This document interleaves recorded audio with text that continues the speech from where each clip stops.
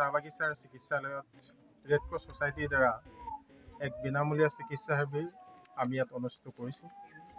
Red cross society Margherita শাখাৰ দ্বাৰা পৰিচালিত সকলোৰে বাবে চিকিৎসা এই আঁচনিৰ জৰিয়তে আমি মাৰ্ঘেৰিটাৰ সমজিলাৰ বিভিন্ন চাহ বাগিচাসমূহত কৰ্কট ৰোগৰ পৰীক্ষণ আৰু চিকিৎসা, তাৰ লগতে সাধাৰণ ৰোগ, স্থিৰ আৰু প্ৰসূতি ৰোগ, শিশু ৰোগ বা অন্যান্য যিবোৰ ৰোগ আছে সেই ৰোগবিলাকৰ সম্পৰ্কত আমি বিভিন্ন সময়ত বিভিন্ন চাহ বাগিচাত এনেকুৱা ধৰণৰ বিনামূলীয়া চিকিৎসা শিবিৰ অনুষ্ঠিত কৰি আহিছোঁ।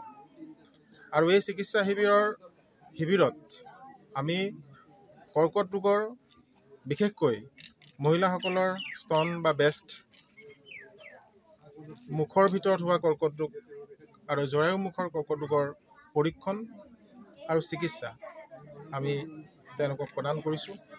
তাৰ লগতে সাধাৰণ ৰোগৰ চিকিৎসা আমি ইয়াত প্ৰদান কৰি আছোঁ। স্থিৰ বা প্ৰসূতি ৰোগৰ চিকিৎসা, শিশুসকলৰ চিকিৎসা আৰু চিকিৎসা কৰাতেই আমি শেষ কৰি দিয়া নাই, তেওঁলোকক আমি বিনামূলীয়াকৈ ঔষধো প্ৰদান কৰিছোঁ।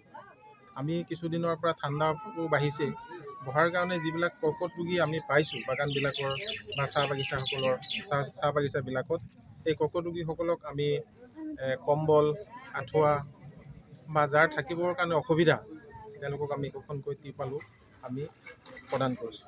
আৰু এই কাৰ্যসূচীটো আমি মাৰ্ঘেৰিটাত ইতিমধ্যে যিমানকেইখন চাহ বাগিচা আছিল সেই চাহ বাগিচাসমূহত ইতিমধ্যে শেষ হৈছে।